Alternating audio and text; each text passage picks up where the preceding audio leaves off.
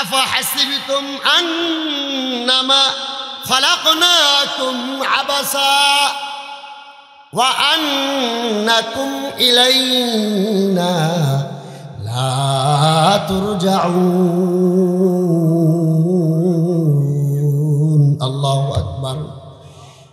আল্লাহ তাআলা বলেন, এ গোলাম, আমি আল্লাহ তাআলা তো দুনিয়াতে তোমাকে এমনি পাঠাই নাই।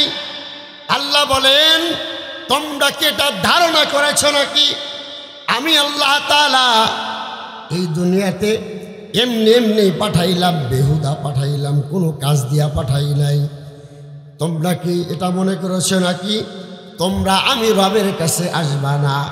আল্লাহ কয়, বান্দা সাবধান, তোমরা কিন্তু আমি আল্লাহর কাছে আসতেই হবে, তোমাদেরকে আমি আল্লাহর কাছে হাজিরা দিতেই হবে। একদিন পরে আর একদিন আগে এই বান্দা তোমাদেরকে আমি দুনিয়ায় এমনি পাঠাই নাই, একটা কাজ দিয়ে আমি আল্লাহ পাঠাইছি। ওই কাজটা কি তাও আমার রব আপনাকে আমাকে জানায় দিয়েছেন। আল্লাহ তাআলা বলেন, ওয়া মা খালাকতুল জিন্না ওয়াল ইনসা ইল্লা লিয়াবুদুন। আমার আল্লাহ তাআলা বলেন, আরে বান্দা, আমি আল্লাহ তাআলা তোমাদেরকে দুনিয়াতে পাঠাইলাম, জিন জাতি মানব জাতি দুইটা জাতিকে আমি আল্লাহ তাআলা দুনিয়ার জমিনে পাঠাইলাম কেবলমাত্র শুধুমাত্র একমাত্র আমি গোলামি করার জন্য, আমি রবের গোলামি করার জন্য, আমি রবের ইবাদত করার জন্য। অন্য কোনো উদ্দেশ্যে বান্দা তোমাদেরকে দুনিয়াতে পাঠাই নাই, কোনো উদ্দেশ্যে পাঠান নাই, একমাত্র ইবাদত করার জন্য। এখন প্রশ্ন হয়, আচ্ছা যদি আল্লাহ শুধু ইবাদত করার লিগাই পাঠায়া থাকে, তাহলে আমরা খাই কেন, আমরা ঘুমাই কেন? মুফাসসিরিন ইকরাম বলেছেন, খাই এটাও একটা ইবাদতের জন্য সহায়ক, খাওয়া ইবাদতের জন্য সহায়ক, ঘুম ইবাদতের জন্য সহায়ক। যদি না খাই শরীর অচল হয়ে যাবে, ইবাদত করতে পারবো না। যদি না ঘুমাই শরীর দুর্বল হয়ে যাবে, ইবাদত করতে মজা লাগবে না, ইবাদত করতে পারবো না, চোখে ঘুম ঘুম ভাব আসবে। এই জন্য খাওয়া এবং ঘুমানো এটাও ইবাদতের একটা অংশ। এই জন্যই আল্লাহ তাআলা আমাদেরকে বলতেছেন, বান্দা, আমি কিন্তু অন্য কোনো উদ্দেশ্যে তোমাদেরকে দুনিয়াতে পাঠাই নাই, আমি আল্লাহ তাআলা তোমাদেরকে শুধুমাত্র আমার গোলামি করার জন্য পাঠাইছি। আল্লাহর ইবাদত করার জন্যই আল্লাহ তাআলা আমাদেরকে দুনিয়াতে পাঠাইছেন। ইবাদত কাকে বলা হয়? আল্লাহ তাআলা যেই কাজগুলা করতে বলেছেন ওই কাজগুলা করা, আল্লাহ তাআলা যেই কাজ করতে মানা করেছেন ওই কাজ থেকে নিজেকে বিরত রাখা। যেমন আল্লাহ তাআলা 5 ওয়াক্ত নামাজ পড়তে বলেছেন, সময় মতো 5 ওয়াক্ত নামাজ পড়া আল্লাহর হুকুম, ইবাদত। আল্লাহ তাআলা যাকাত দিতে বলেছেন, যদি অর্থ করে থাকে বছরে ওই মালের একবার যাকাত দেওয়া হইল ইবাদত। আল্লাহ তাআলা হজ করতে বলেছেন, যদি কারো কাছে ওই বাইতুল্লাহ পর্যন্ত যাওয়ার যদি টাকা পয়সা হয় তাইলে জীবনে একবার ওই বাইতুল্লাহর মুসাফির হয়ে হজ করা হলো বান্দার জন্য ফরজ। আল্লাহ তাআলা হালাল খাইতে বলেছেন, হালাল খাওয়া ইবাদত। আল্লাহ তাআলা হারাম থেকে নিষেধ করেছেন, হারাম বর্জন করতে বলেছেন, হারাম থেকে বেঁচে থাকাও হইল ইবাদত। আল্লাহ তাআলা সুদ ঘুষ খাইতে মানা করেছেন, সুদ ঘুষ না খাওয়া হইল ইবাদত। মোট কথা আল্লাহ তাআলা বান্দাকে যে আদেশ করেছেন এই আদেশগুলা পালন করা, আল্লাহ তাআলা বান্দাকে যে নির্দেশ দিয়েছেন, নিষেধ করেছেন, ওই জিনিসগুলা থেকে বিরত থাকার নাম হইল ইবাদত। আমার আল্লাহ তাআলা বলেন, এ বান্দা, কতক্ষণ আমি আল্লাহর ইবাদত করবা? আমার আল্লাহ তাআলা এটাও কোরআনে কারীমের মধ্যে জানা দিয়েছেন, ওয়া'বুদ রাব্বাকা হাত্তা ইয়াতিয়াকাল ইয়াকিন। আমার রব জানায়া দেন, হে দুনিয়ার মানুষ তোমরা ভালো করিয়া শুনিয়া নাও, যতক্ষণ পর্যন্ত তোমাদের দেহের ভিতরে প্রাণ আছে, যতক্ষণ পর্যন্ত তোমাদের হায়াত আছে, তার মানে মৃত্যুর আগ পর্যন্ত বান্দা তোমরা আমি আল্লাহর ইবাদত করবা, তোমরা আমি আল্লাহর গোলামি করবা। ওই মৃত্যুর আগ পর্যন্ত আল্লাহ তাআলা প্রত্যেকটা মুমিন নারী পুরুষের উপরে আল্লাহ তাআলার যত বিধান আছে সবগুলা পালন করা হলো জরুরি, সবগুলা বিধান পালন করা আমার আপনার উপর ফরজ। এই জন্য মুহতারাম হাজিরিন, আল্লাহ তাআলা আমাদেরকে হায়াত দিয়েছেন, আমাদেরকে যেই হায়াত দিয়েছেন এই হায়াতটা বেহুদা কাটানোর জন্য দেয় নাই, বরং আল্লাহ তাআলা আমাদেরকে একটা কাজ দিয়া পাঠাইছেন, ওই কাজের নাম হইল ইবাদত। ওই কাজের নাম ইবাদত। গাফেল না থাকা। আমরা তো ইবাদত বন্দেগী মাশাআল্লাহ করতেই চাই না, আমরা শুধু ফিকিরে আছি যে কেমনে টাকার মালিক হব, কেমনে বাড়ির মালিক হব, কেমনে গাড়ির মালিক হব, এই টেনশনে আমরা সদা সর্বদা লিপ্ত। অথচ আল্লাহ যে আমাদেরকে কাজ দিয়ে পাঠাইছেন এই কাজ করার জন্য আমরা রাজি না। আমরা শুধু আমাদের কাজ নিয়েই ব্যস্ত, আমরা শুধু আমাদের কাজ নিয়ে ব্যস্ত, আমরা ঘর বাড়ি করতে ব্যস্ত, আমরা টাকা পয়সা উপার্জন করব কিভাবে এই নিয়ে চিন্তিত ব্যস্ত।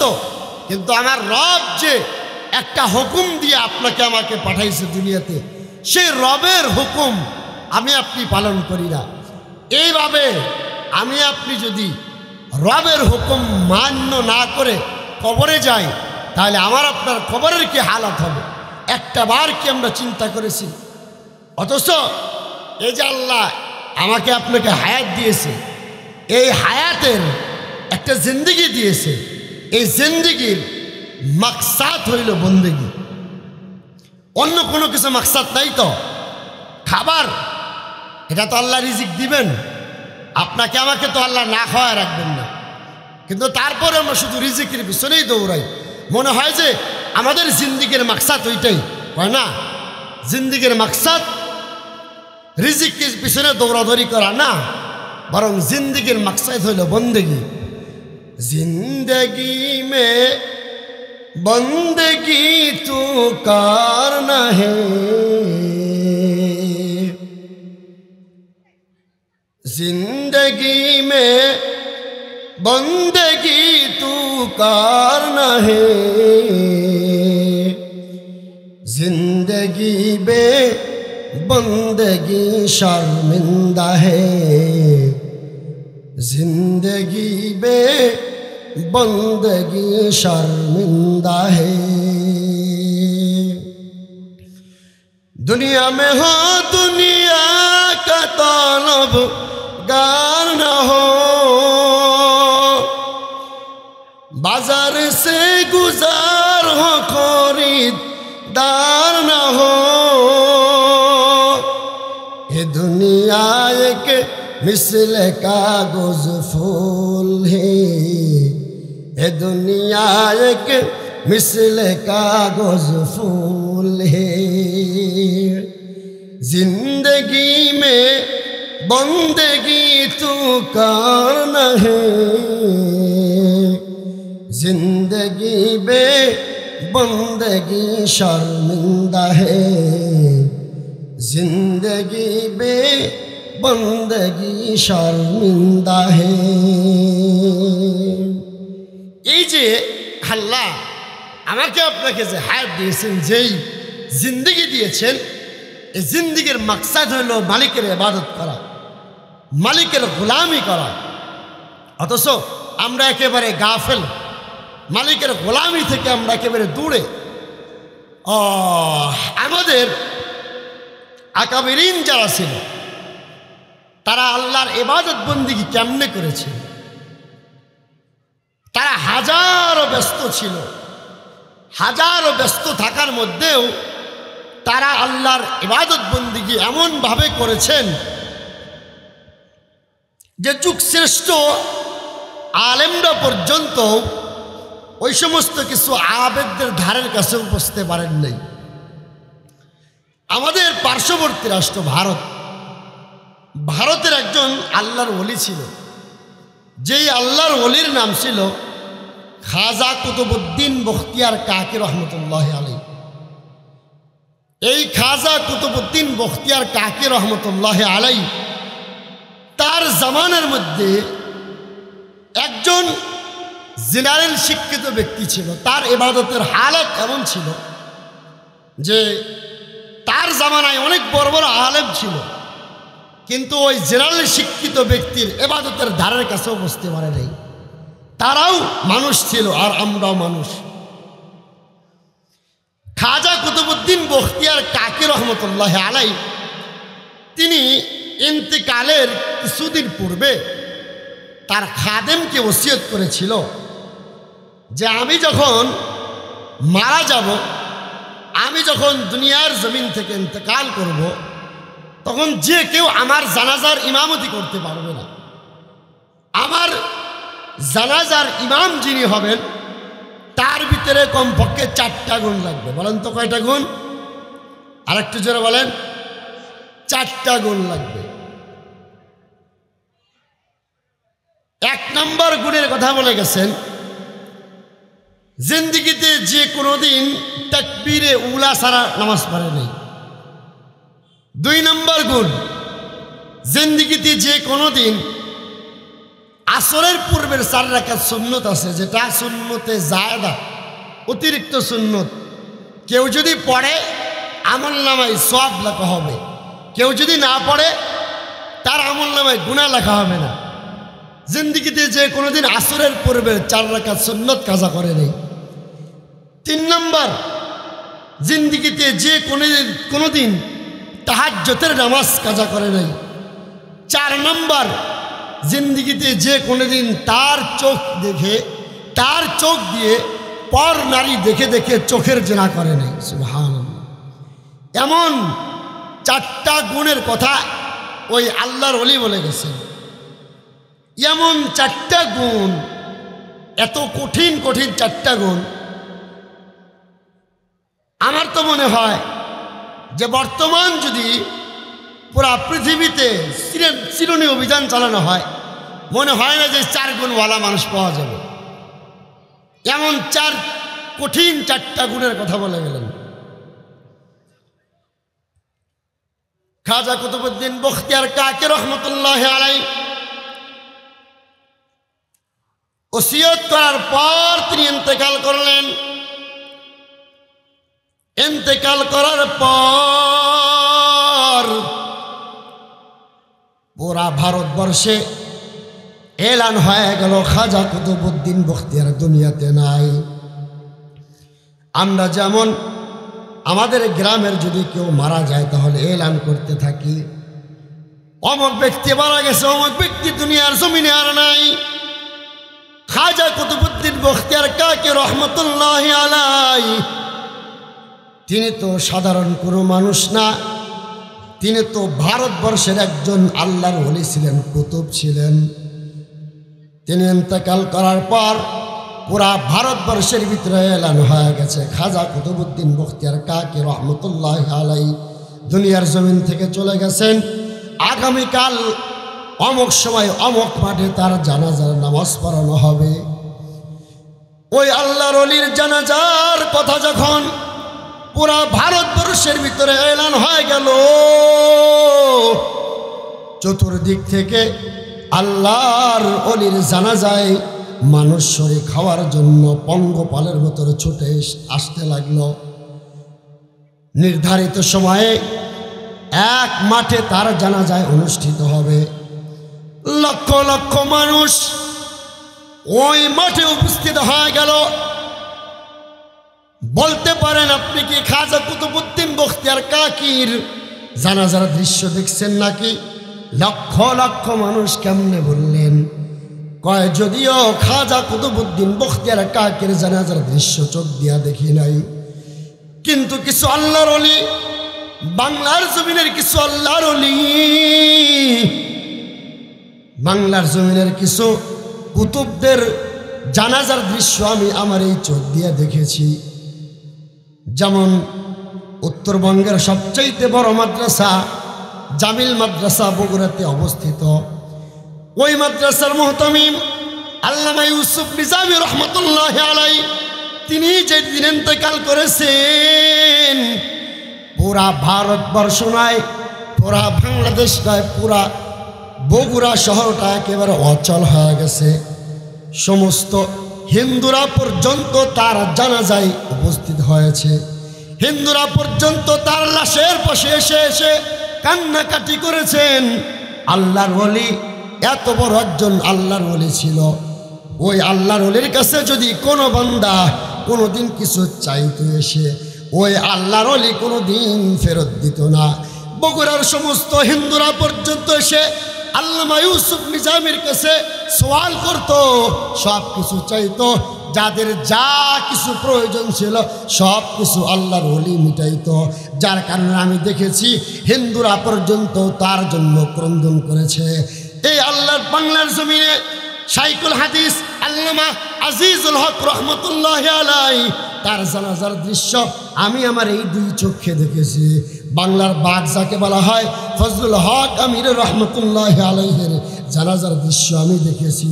চরমনায়ের আল্লাহর কুতুব সৈয়দ ফজলুল করিম রহমতুল্লাহ আলাইহের জানাজার দৃশ্যটা দেখেছি।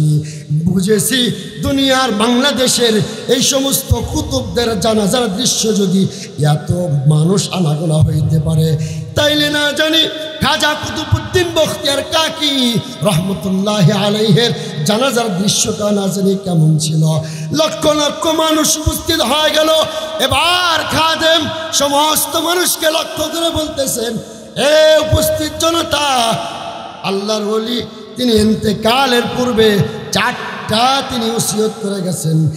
যার ভিতরে চারটা গুণ থাকবে, সেই খাজা কুতুবউদ্দিন বখতিয়ার কাকির জানাজার ইমাম হবে। যদি এই চার গুণওয়ালা মানুষ ভারতবর্ষে খুঁজে না পাওয়া যায়, আল্লাহর ওলি বলেছেন তাকে বিনা জানাজায় তার লাশটা দাফন করতে। এক নম্বর শর্ত, জিন্দেগিতে যে কোনো দিন তাকবীরে ওলা সারা নামাজ পড়েন নাই। 2 নম্বর শর্ত, জিন্দেগিতে যে কোনো দিন আসরের পূর্বের 4 রাকাত সুন্নত নামাজ কাজা করেন নাই। 3 নম্বর শর্ত, জিন্দেগিতে যে কোনো দিন তাহাজ্জুদের নামাজ কাজা করেন নাই। 4 নম্বর শর্ত, জিন্দেগিতে যে কোনো দিন তার চোখ দিয়ে পার নারী দেখে দেখে চোখের জিনা করেন নাই। এমন 4 গুণওয়ালা ব্যক্তি যদি কেউ এই মজমার ভিতরে থেকে থাকেন, তাহলে আসেন আল্লাহর ওলির জানাজা একটু পড়ায় দেন। ওই খাজা কুতুবউদ্দিন বখতিয়ার কাকি রহমতুল্লাহ আলাইহির জানাজা করার জন্য লক্ষ লক্ষ মানুষের মধ্যে হাজার হাজার ওলামায়ে কেরাম উপস্থিত ছিলেন। কিন্তু একজন মানুষেরও সাহস নাই ওই আল্লাহর ওলির জানাজা পড়াবে। এবার বারবার খাদেম ডাকার পরেও যখন কোনো মানুষ আসতেছে না, এবার খাদেম বাধ্য হয়ে খাটিয়ারি উঠায় ফেলেছে। বিনা জানাজায় খাজা কুতুবউদ্দিন বখতিয়ার কাকির লাশটাকে দাফন করে ফেলবে। ঠিক ওই সময় পিছন থেকে একজন আল্লাহর ওলি ডাক দিয়া কয়, এর খাদেম লাশটাকে নামাও, খাটিয়ারে নামাও, আমি এই আল্লাহর ওলির জানাজা পড়া দিব। এবার খাদেম বলল, ওই যে পিছন থেকে একজন আল্লাহর ওলি, তাকে সামনে আসতে দাও। জায়গা করে দিয়েছে। পিছন থেকে একজন আল্লাহর ওলি সামনে এসেছে। সামনে আসার পর খাজা কুতুবউদ্দিন বখতিয়ার কাকি রহমতুল্লাহ আলাইহির চেহারা থেকে কাফনের কাপড়টা সরাইয়া কপালের ভিতরে একটা চুমু দিয়া ওই আল্লাহর ওলি বলতেছে, আমি সারা জীবন গোপনে গোপনে ইবাদত করছিলাম, সারা জীবন গোপনে গোপনে আমল করছিলাম। আমার গোপনের আমল দুনিয়ার কেউ তো জানে না, আমার বাড়ির মানুষ জানে না, আমার গ্রামের মানুষও আমার এই আমলের কথা জানে না। এরে আল্লাহর ওলি, তুমি তো আজকে ইন্তেকাল করলে ঠিক, ইন্তেকাল করিয়া আমার গোপন আমলগুলা ফাঁস করিয়া দিয়া গেলা। এ আল্লাহর ওলি, হাসরের ময়দানে তুমি যখন হাসতে হাসতে হাসতে মালিকের জান্নাতে যাইবা, তোমার কাছে একটা আবদার করে রাখলাম, তুমি ওই দিন কিন্তু একা একা মালিকের জান্নাতে যাও না, আমি গুনাহগারকে সাথে নিয়া তুমি আল্লাহর জান্নাতে যাও। সুবহানাল্লাহ। ওই আল্লাহর ওলির নাম কি ছিল? ইতিহাসের পাতায় দেখা যায় উনি কোনো বড় কোনো আলেম ছিলেন না, মুফতি ছিলেন না, মুহাদ্দিস ছিলেন না, বড় বুজুর্গও ছিলেন। উনি একজন জেনারেল শিক্ষিত মানুষ ছিলেন। ওনার নাম ইতিহাসের পাতায় দেখা যায় সুলতান শামসুদ্দিন আলতামাশ রহমতুল্লাহ আলাইহি। এই সুলতান শামসুদ্দিন আলতামাশ সে একজন রাষ্ট্রনায়ক ছিল, তিনি রাষ্ট্র পরিচালনা করতেন, জেনারেল শিক্ষায় শিক্ষিত ছিল, কিন্তু তার ইবাদতের হালত এমন ছিল যে তার সমসাময়িক আলেম ওলামারা পর্যন্ত তার ইবাদতের ধারের কাছেও পৌঁছতে পারে নাই। মোহতারাম হাজরিন, আল্লাহ তো পাঠাইছে আমাদেরকে ইবাদত করার জন্যই, আল্লাহ তো অন্য কোনো উদ্দেশ্যে আল্লাহ তাআলা আমাদেরকে পাঠান নাই। আমরা কিন্তু ইবাদত বন্দিগিতে এতটাই গাফেল যে শুধু দুনিয়া দুনিয়া করে করে আমরা আমাদের হায়াতটাকে শেষ করতেছি। দুনিয়া করে আজকে আমরা আল্লাহ থেকে গাফেল হয়ে রয়েছি। কিন্তু একদিন তো আমাকে আপনাকে আল্লাহর দরবারে যেতে হবে, একদিন তো আমাকে আপনাকে আল্লাহ পর্যন্ত পৌঁছতে হবে। ওই দিন আমরা আল্লাহর সামনে কেমনে আমাদের এই চেহারা দেখাবো? আমরা যদি আল্লাহর গোলামি না করে, আল্লাহর ইবাদত না করে যদি আমরা কবরে যাই, আমরা মালিকের কাছে আমরা আমাদের এই চেহারাকে কেমনে দেখাবো?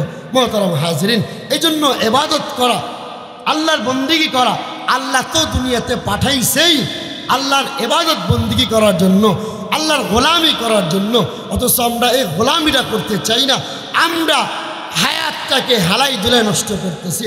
অথচ মাত্র আল্লাহ তাআলা আমাদের উপর 5 ওয়াক্ত নামাজ ফরজ করেছেন। এই নামাজটা আমরা সময় মতো আদায় করতে জানি না, সময় মতো আমরা নামাজটা পড়ি না। এই নামাজ থেকে আমরা এতটাই গাফেল যে প্রত্যেকটা মসজিদের হালাত হইল যে একদম মসজিদ শূন্য, মুসল্লি শূন্য, মুসল্লি হয় না। কেন হয় না? ওই যে দুনিয়া যে ভিতরে ঢুকছে, দুনিয়া ভিতরে ঢোকার কারণে আজকে আমরা নামাজ থেকে গাফেল।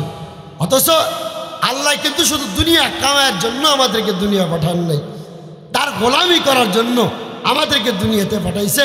আমরা সেই আমাদের জিন্দিগির যে মাকসাদ ছিল, জিন্দিগির যে মাকসাদ ইবাদত করা, এখান থেকে আমরা দূরে।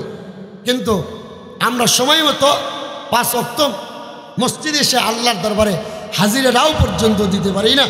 অথচ আমরা দুনিয়াতে শুধু টাকা পয়সা কামাই করার জন্য আমরা ব্যস্ত। অথচ আগের যুগের আল্লাহর ওলিরা তারা দুনিয়াও যেমন কামাই করছে, আল্লাহর গোলামিরাও ঠিক মতো আদায় করেছে। আবু আম্মার নামক একজন সাহাবী ছিল আল্লাহ রসুলের।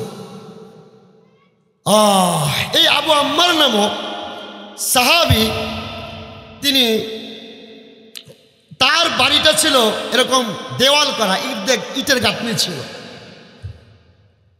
তো একদিন বৃষ্টিতে তার ওই দেওয়ালটা ভেঙে গেছে। এখন এটা মেরামত করা দরকার, রাজমিস্ত্রির দরকার। সে তো একা একা বা নিজে তো সে এটাকে মেরামত করতে পারবে না, তাইলে তার রাজমিস্ত্রি দরকার। এই জন্য তিনি বাজারে গেছেন রাজমিস্ত্রির খোঁজে। বাজারে যাইয়া লোকদেরকে জিজ্ঞাসা করতেছেন, বাজারে কোনো রাজমিস্ত্রি আছে নাকি? আমার বাড়িতে একটা দেওয়াল ছিল, দেওয়ালটা ধসে পড়ে গেছে, আমার দেওয়ালটা ঠিক করা দরকার, বাজারে কোনো রাজমিস্ত্রি আছে নাকি? একজন আল্লাহর ওলি ডাক দিয়া কয়, ওই বাজারের এক ধরনের একজন ভালো মানুষ আছে, যেই মানুষটা রাজমিস্ত্রি, তবে অন্যান্য রাজমিস্ত্রির মতো না। এই লোকটা সময় পাইলে আল্লাহর কোরআন তেলাওয়াত করে, এই লোকটা সময় পাইলে আল্লাহ আল্লাহ আল্লাহ আল্লাহ জিকির করে, এই লোকটা সময় পাইলে নফল নামাজ পড়ে, ভালো কাজ করে, গুনাহের কোনো কাজ করে না। এবার তুমি ওই আল্লাহর বান্দাকে নিয়ে যাইতে পারো। ওই আবু আম্মার নামক সাহাবী ওই লোকটার কাছে এসে বলল, তুমি কি রাজমিস্ত্রি নাকি? বলল, হ্যাঁ আমি রাজমিস্ত্রি। কয়, আমার বাড়ির পিছনের দেওয়ালটার মেরামত করতে হবে।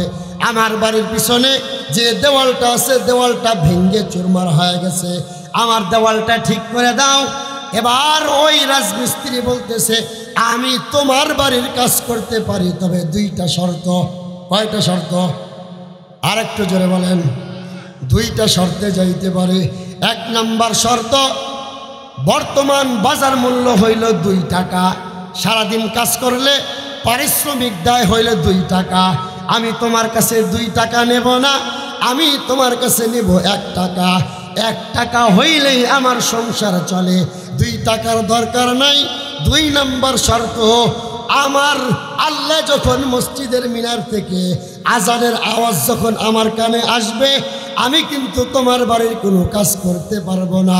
আমি তোমার বাড়ির কাজ ছেড়ে আমি ওই আল্লাহর কদমে সিজদা দেওয়ার জন্য কিন্তু চলে যাব। তুমি যদি এই শর্তে রাজি হও তাইলে আমি তোমার বাড়ির কাজ করতে পারি। তুমি যদি এই শর্ত না মানো, আমি তোমার কাজ করতে রাজি না। ওই আবু আম্মার নামক সাহাবী এবার বলতেছে, আমি তোমার শর্তে রাজি। ওই আল্লাহর বান্দাকে এবার আবু আম্মার নামক সাহাবী বাড়িতে নিয়ে গেলেন। বাড়িতে যাওয়ার পর ওই আবু আম্মার নামক সাহাবী কাজ করতেছে কাজ করতে করতে মসজিদের মিনার থেকে যখন হাইয়া আলাস সালাহ হাইয়া আলাল ফালাহ এই আওয়াজ যখন তার কানের ভিতরে ঢুকেছে, ওই আল্লাহর বান্দা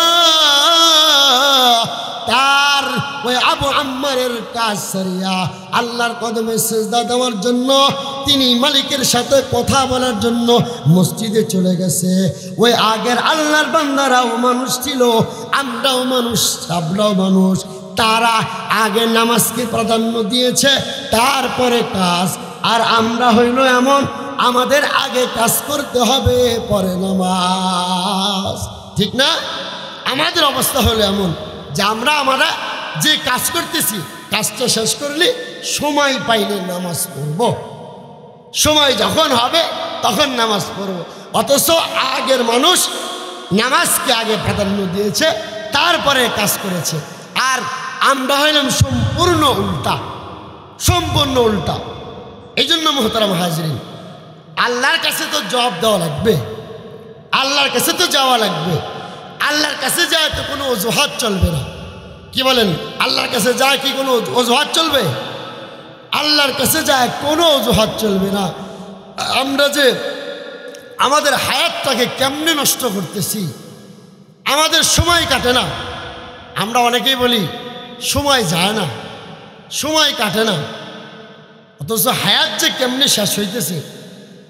চুল পাকা শুরু হয়েছে, দাড়ি পাকা শুরু হয়েছে, ওয়ার্নিং দিতেছে, ওয়ার্নিং, সাবধান, তোমার কিন্তু কবরে আসার সময় হইতেছে। চুল পাকা, দাড়ি পাকা, সব কিছু ওয়ার্নিং যে হায়াত কিন্তু শেষের দিকে চলে আসতে হবে। অথচ আমরা বলে সময় পাই না। 5 ওয়াক্ত মসজিদে এসে যে নামাজ পড়ব, এই সময়টাও হাতে হয় না। কত বড় আমরা দুর্ভাগা, হতভাগা হইলে আমাদের জবান দিয়ে কথাটা বের হয়, সময় পায় না।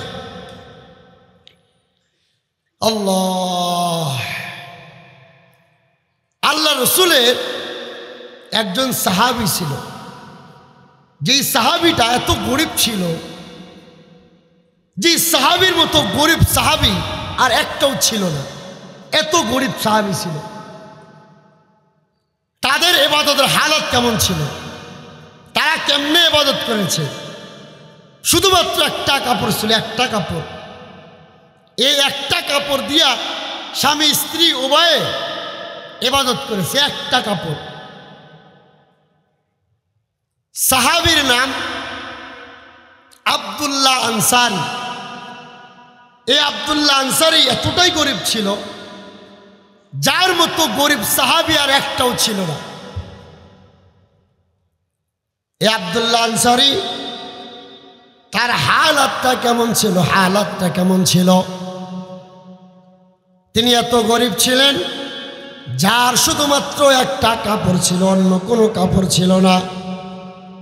আব্দুল্লাহ আনসারীর ব্যাপারে একবার সাহাবায়ে কেরাম আল্লাহর পয়গম্বরের কাছে নালিশ দিল, বিচার দিল।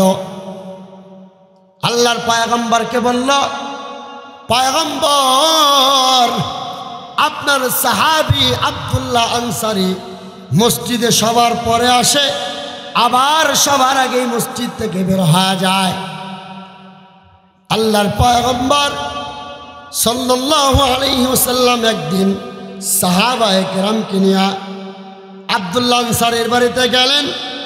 যাওয়ার পরে জিজ্ঞাসা করা হইল, এরে আব্দুল্লাহ আনসারী, তুমি নাকি সবার পরে মসজিদে আসো, আবার সবার আগেই মসজিদ থেকে বের হয়ে যাও, কারণটা কি? আব্দুল্লাহ আনসারী রাদিয়াল্লাহু তাআলা আনহু তিনি এবার জবাব দিলেন। সাহাবায়ে কেরাম যখন এই অভিযোগ দিলেন, পয়গম্বর আব্দুল্লাহ আনসারীর বাড়িতে ফজরের নামাজ পড়ে আব্দুল্লাহ আনসারীর বাড়িতে আসছে। আব্দুল্লাহ আনসারীর বাড়িতে আসিয়া কয়েকবার ডাক দিয়েছেন, কিন্তু সে ডাকের কোনো সাড়া দেয় নাই। আব্দুল্লাহ আনসারী তখন ওই তার বাড়ির ঘরের ভিতরে একটা গর্ত ছিল, গর্তের ভিতরে লুকাইয়া ছিল। আল্লাহর পয়গম্বর বারবার ডাকার পরেও তার ডাকে কোনো সাড়া দেয় নাই। আব্দুল্লাহ আনসারী পয়গম্বরের ডাকে সাড়া দিতে পারেন নাই। পয়গম্বর বারবার ডাকার পর আব্দুল্লাহ আনসারীর বাড়ির থেকে সাহাবায়ে কেরামকে নিয়ে পয়গম্বর মসজিদে নববীর দিকে চলে যাইতেছে। ওই মুহূর্তে আব্দুল্লাহ আনসারী তিনি দৌড়ায় পয়গম্বরের কাছে গেছেন। ওগো পয়গম্বর, আপনি তো আমার বাড়িতে আসছিলেন, কিন্তু আমি আপনার উত্তর দিতে পারি নাই। পয়গম্বর জিজ্ঞাসা করলো, কারণটা কি? কারণটা কি? কি হয়েছিল? তোমার কি কোনো সমস্যা নাকি? তুমি জবটা কেন দিলে না? আব্দুল্লাহ আনসারী বলে, ও পয়গম্বর, আমি আব্দুল্লাহ আনসারী এতটাই গরিব যে আমার বাড়িতে মাত্র একটা পোশাক, যেই পোশাক পরিয়া আমি যখন নামাজ পড়ি, মসজিদে নববীতে নামাজ পড়তে যাই, তখন আমার স্ত্রীকে আমি এই গর্তের ভিতরে রাখিয়া মসজিদে যাই। আমি আবার তাড়াতাড়ি যখন আপনি সালাম ফিরান, আমি মসজিদ থেকে বের হয়ে এসে এই কাপড়টা আমি আমার স্ত্রীকে দেই।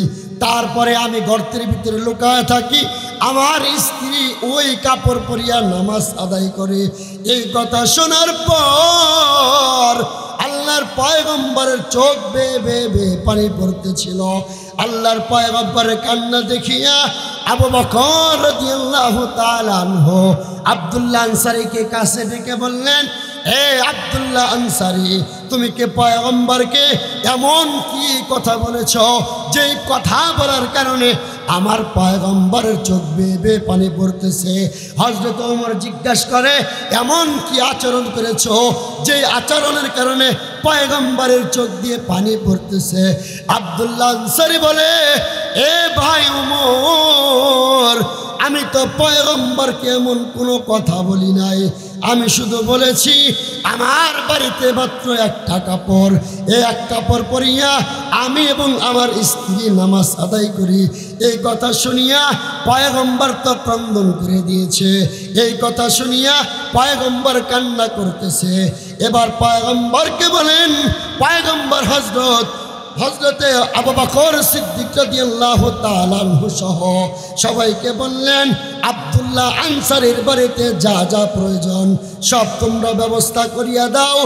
এবার বাড়ির দিকে তাকাইয়া দেখে খুঁটির ভিতরে দুইজন সন্তানকে বেঁধে রেখেছে। আল্লাহর পয়গম্বর আবু আইয়ুব আব্দুল্লাহ আনসারীকে ডাক দিয়া বললেন, এই দুইজন সন্তানকে তুমি কেন খুঁটির সাথে বেঁধে রেখেছ? আল্লাহর পয়গম্বরকে আব্দুল্লাহ আনসারী উত্তর দেয়, পয়গম্বর, এই যে আমার সন্তান, এই দুইটা সন্তান, এই যে আমার বাড়ির সীমানায় একটা খেজুর গাছ দেখা যায়, এই খেজুর গাছের কিছু কিছু অংশ আমার বাড়ির ভিতরে, আর কিছু অংশ তার বাড়ির ভিতরে, ইহুদির বাড়ির ভিতরে। ওই যে আমার বাড়ির অংশের ভিতরে যেই খেজুরের অংশটা পড়েছে, ওখান থেকে খেজুর টপ টপ করা পরে ওই খেজুরগুলা আমার সন্তানরা খায়। এই জন্য আমি খুঁটির সাথে বেঁধে রেখেছি, যাতে ওরা এই হারাম খাবারটা ওরা ওদের অন্তরের ভিতরে না ঢোকায়। এই হারাম খাবারটা যাতে তাদের অন্তরের ভিতরে না যায়, তাদের পেটের ভিতরে না যায়, এই জন্য আমি তাদেরকে এভাবে গাছের সাথে বেঁধে রেখেছি। আল্লাহর পয়গম্বরের কান্না আরো বেড়ে গেছে। আল্লাহর পয়গম্বর হযরতে ওসমান রাদিয়াল্লাহু তাআলা আনহুকে বললেন, এরে ওসমান, ওসমান রাদিয়াল্লাহু তাআলা আনহু যেহেতু সবচেয়ে ধনী ছিলেন, এই জন্য পয়গম্বর হযরত ওসমানকে বললেন, এ ওসমান, এই ইহুদির খেজুরের গাছটা তুমি ক্রয় করিয়া আব্দুল্লাহ আনসারীর জন্য তুমি অক্ষ করিয়া দাও, বিনিময়ে যত টাকা লাগবে সব তুমি দিবা। হযরত ওসমান গনি রাদিয়াল্লাহু তাআলা আনহু দৌড়ায় গেছে ওই ইহুদির কাছে।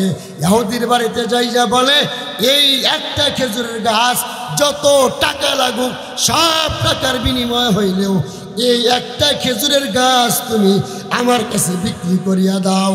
এবার ওই ইহুদি বলে, একটা খেজুর গাছের বিনিময়ে তুমি আমাকে একটা খেজুরের বাগান দিতে হবে। হযরত ওসমান গনি রাদিয়াল্লাহু তাআলা আনহু তিনি তাই করলেন। তার একটা খেজুর গাছের বিনিময়ে একটা পুরা খেজুরের বাগান দিয়া হযরতে আব্দুল্লাহ আনসারীর জন্য ওই একটা খেজুরের গাছ তিনি ক্রয় করলেন। মুহতারাম হাজিরিন, ওই সাহাবায়ে কেরামের আমল কেমন ছিল? তাদের কোনো বাহানা ছিল না, তাদের কোনো ওজরও ছিল না, মাত্র একটা কাপড় ছিল। এক কাপড় দিয়াই বাড়িতে স্বামী স্ত্রী আল্লাহর ইবাদত করেছে, আল্লাহর গোলামি করেছে, আল্লাহর বন্দেগী করেছেন। তাদের জবান থেকে তারা কোনো দিন এই নাই শব্দ বা সবাই পায় না এমন কোনো শব্দ কোনো দিন তারা উচ্চারণ করে না। সময় পাই না এমন কোনো শব্দ তারা কখনো উচ্চারণ করে নাই। মুহতারাম হাজিরিন, তো সাহাবায়ে কেরামের যে আমল, তাদের আমল কেমন আর আমাদের আমল কেমন? তারা তো কোনোদিন বাহানা দেয় নাই, ওজর দেয় নাই, আল্লাহর গোলামি থেকে তারা তো গাফেল থাকে নাই। অথচ আমরা মুসলমান, আমরা মা বাবার সূত্রে মুসলমান হয়েছি, বাপ দাদা কালেমা পড়েছে, তাই কালেমা পড়ে মুসলমান হয়েছি। আল্লাহ মাত্র 5 ওয়াক্ত নামাজ আমার আপনার উপর ফরজ করেছে, কিন্তু এই নামাজ থেকে আমরা একেবারে গাফেল, আমরা ইবাদত বন্দেগী করি না। অথচ আল্লাহ কিন্তু আমাদের পাঠাইছে ইবাদত করার জন্য। এ জীবনে না করিলাম বন্দেগী, গুনাহ করে কাটাইলাম জিন্দেগি, গুনাহ করে কাটাইলাম জিন্দেগি। জীবনে না করিলাম বন্দেগী, গুনাহ করে কাটাইলাম জিন্দেগি, গুনাহ করে কাটাইলাম জিন্দেগি। তওবা করে আবার তওবা ভাঙ্গিলাম, তওবা করে আবার তওবা ভাঙ্গিলাম, অবশেষে খাঁটি তওবা করিলাম, অবশেষে খাঁটি তওবা করিলাম। সকলেরই দরজা হইতে ফিরিয়া তোমারি দরজাই রইলাম পড়িয়া, তোমারি রোজাই রইলাম পড়িয়া, তুমি যদি মাফ না করো বান্দারে, বলো তোমার বান্দা যাবে কারদারে, বলো তোমার বান্দা যাবে কারদারে। গুনাহ করছি আর তো গুনাহ করব না, গুনাহ করছি আর তো গুনাহ করব না, দয়া করে মাফ করে দাও রব্বানা, দয়া করে মাফ করে দাও রব্বানা। আউলিয়ারা কার দুনিয়া ইখতিয়ার, আউলিয়ারা কার উকবা ইখতিয়ার, জাহেলারা কার দুনিয়া ইখতিয়ার। মাইলে মোমেন সোয়ে মোমিন মিশাওয়াদ, মাইলে মোমেন সোয়ে মোমিন মিশাওয়াদ, মাইলে কাফের সোয়ে কাফের মিশাওয়াদ। এ মুসলমান ইমানদার আল্লাহর গোলাম, আল্লাহ তাআলা আমাদেরকে দুনিয়াতে পাঠাইছে তার গোলামি করার জন্য, তার ইবাদত করার জন্য। আল্লাহর পক্ষ থেকে বান্দার জন্য এক নম্বর সিদ্ধান্ত, বান্দা তোমরা যতদিন এই দুনিয়ার জমিনে থাকবা, এক নম্বর সিদ্ধান্ত আল্লাহ তাআলা আমাদেরকে জানিয়ে দিয়েছেন, আমরা গোলামি করব, 5 ওয়াক্ত নামাজ আদায় করব একমাত্র আল্লাহর। রাজি আছি তো ইনশাল্লাহ? আমরা যারা যারা রাজি ইনশাল্লাহ মধ্যে হাত করে আল্লাহকে দেখায়, আল্লাহ এই হাতগুলাকে কবুল আর মঞ্জুর করিয়া নাও। আল্লাহ আমাদেরকে 5 ওয়াক্ত নামাজ জামাতের সাথে পড়ার তৌফিক দেন। হাত নেবেন। এইগুলো 1 নম্বর সিদ্ধান্ত। 2 নম্বর সিদ্ধান্ত আমার আল্লাহ তাআলা জানায় দেয়, ওয়াবিল ওয়ালিদাইনি ইহসানা, বান্দা তোমরা তোমাদের মা বাবার সাথে ভালো ব্যবহার করবা, সুন্দর আচরণ করবা। বলেন তো এই সিদ্ধান্তটা কার? আর একটু জোরে করে বলেন। আল্লাহর। 1 নম্বর সিদ্ধান্ত যেন কি ছিল? আল্লাহর ইবাদত করা, আল্লাহর ইবাদত করা। 2 নম্বর মা বাবার খেদমত করা, মা বাবার সেবা করা, মা বাবার সাথে সুন্দর আচরণ করা, মা বাবার সাথে সুন্দর আচরণ করা। এই সিদ্ধান্তটাও আমার আল্লাহ তাআলা বা ডাইরেক্ট বান্দাকে দিয়েছেন, ইনডাইরেক্ট নয়, বরং ডাইরেক্ট বান্দার উপর আল্লাহ তাআলা ফরজ করে দিয়েছেন, বান্দা আমার ইবাদত করা যেমন তোমার উপর ফরজ, তোমার মা বাবা যতদিন দুনিয়াতে থাকবে তোমার মা বাবার সেবা করা, মা বাবার যত্ন করা, মা বাবার সাথে ভালো আচরণ করাও এটা তোমার উপর ফরজ। মা বাবার সাথে উত্তম আচরণ, এটা আমার আল্লাহ তাআলা আমাকে আপনাকে এটা একদম কর্তব্য হিসাবে দুনিয়াতে দিয়ে দিয়েছেন। নামাজ যেমন অকাট্য ফরজ পড়তে হয়, তো মা বাবার খেদমতটাও করতেই হয়। এখন অনেকেই বলতে পারেন, তোর আমার মা বাবা তো বেশি জুতের না, আমার মা বাবা আমার সাথে ভালো ব্যবহার করে না, আমার মা বাবা তো আমার সাথে খারাপ আচরণ করে, তাইলে তো আমার মা বাবার উপর খেদমত করা, মা বাবার খেদমত করা কি আমার উপর জরুরি? হ্যাঁ, আমার রসুলকে এই প্রশ্নটাই করা হয়েছিল। আমার রসুলকে এক সাহাবী এসে জিজ্ঞাসা করলো, ইয়া রাসূলুল্লাহ, আমি তো আমার মা বাবার সাথে ভালো আচরণ করতে চাই, কিন্তু মা বাবা আমার উপর জুলুম করে, মা বাবা আমার সাথে খারাপ আচরণ করে। আমার পয়গম্বর বলেছেন, ওয়াইন জলামা ওয়াইন জলামা ওয়াইন জলামা, যদিও তোমার মা বাবা তোমার উপর জুলুম করুক না কেন, তারপরেও তোমার উপর দায়িত্ব আর কর্তব্য হইল তুমি তোমার মা বাবার সাথে সুন্দর আচরণ করবা। সুবহানাল্লাহ। তুমি তোমার মার সাথে ভালো ব্যবহার করবা। এই সিদ্ধান্তটা কার দেওয়া বলেন? কার দেওয়া? আল্লাহ তাআলার দেওয়া। মা বাবা, মা বাবা এমন একটা সম্পদ যে মা বাবা এটাই জান্নাত, মা বাবাই জাহান্নাম। মা বাবা জান্নাত, মা বাবা জাহান্নাম। পয়গম্বর আরবি হাদিসের মধ্যে বলেন, قال رسول الله صلى الله عليه وسلم হুমা জান্নাতুকা আও নারুকা। আমার পয়গম্বর বলেন, তোমার মা বাবা তোমার জন্য জান্নাত এবং তোমার জন্য জাহান্নাম। মা বাবার সেবা করবা, মা বাবার খেদমত করবা তো জান্নাত পাইবা। মা বাবার সাথে বেয়াদবি করবা, মা বাবার সাথে খারাপ আচরণ করবা, বান্দা কিন্তু তুমি জাহান্নামে যাইবা। মা বাবা যদি তোমার উপর রাজি হয়ে যায় তাইলে বান্দা কিন্তু তোমার উপর আমার আল্লাহ রাজি হয়ে যাবে। মা বাবা যদি তোমার উপর নারাজ হয় বান্দা তোমার উপর কিন্তু আল্লাহ নারাজ হবে।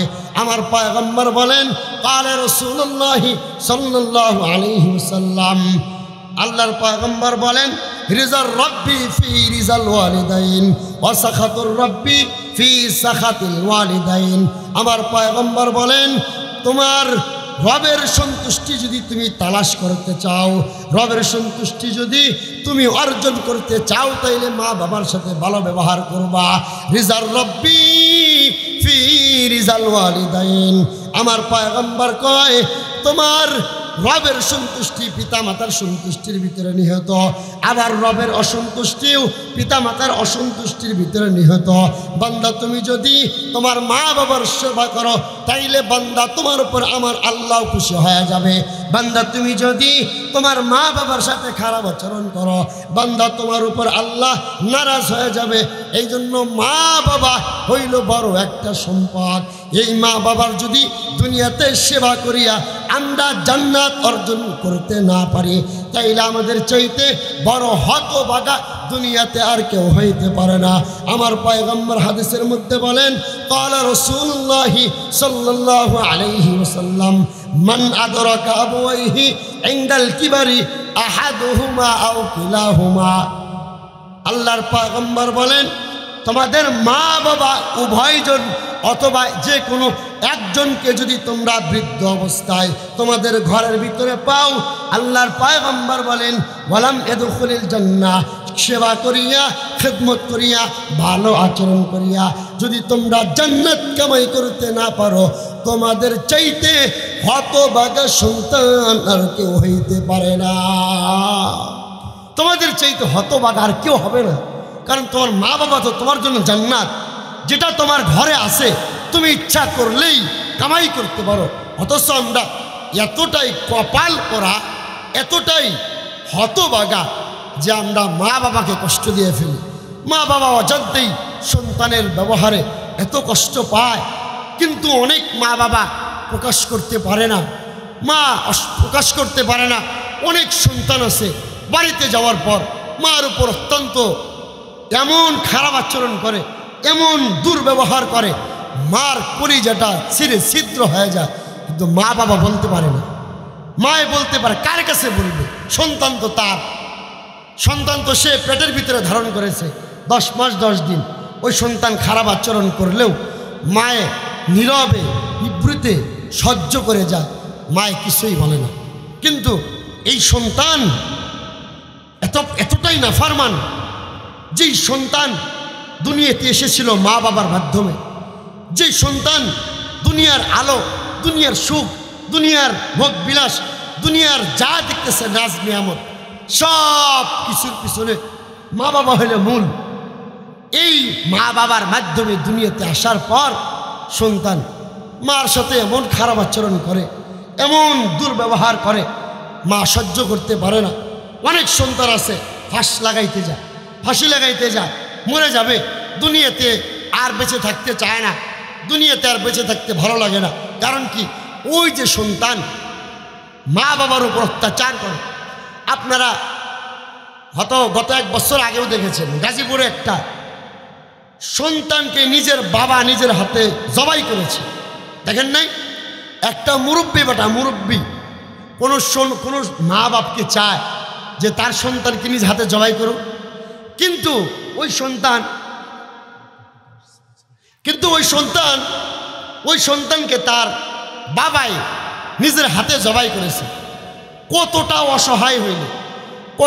অসহায় হইলে এই সন্তানকে বাবা নিজের হাতে জবাই করতে পারে।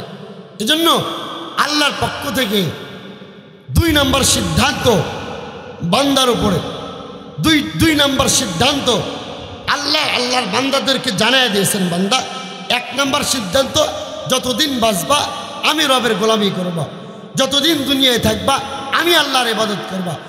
আর 2 নম্বর শর্ত, 2 নম্বর সিদ্ধান্ত আমার আল্লাহ তাআলা জানায় দিয়েছেন, বান্দা তোমরা তোমাদের মা বাবার খিদমত করবা। বলেন তো আমরা কি করবো মা বাবার? বলেন কি করবো আমরা কি মা বাবাকে কষ্ট দেব? আচ্ছা, কার কার মা বেঁচে আছে একটু হাত দেখে। মা বাবা কার কার বেঁচে আছে একটু হাত দেখাই।